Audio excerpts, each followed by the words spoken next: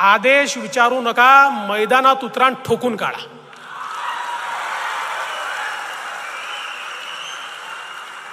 आणि तुम्हाला तर खोटं बोलायचंच नाहीये. बघा, खरं बोलायला विचार करावा लागत नाही, खोटं बोलायला खूप विचार करावा लागतो. त्यांना खोटं बोलायचं आहे, तुम्हाला खरं बोलायचं आहे.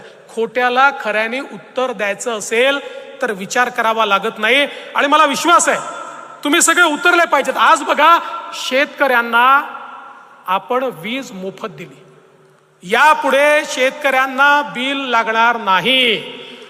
लगेच यांनी विचारलं, मग काय तुम्ही जुने बिल देणार का? मग त्याचं काय होणार?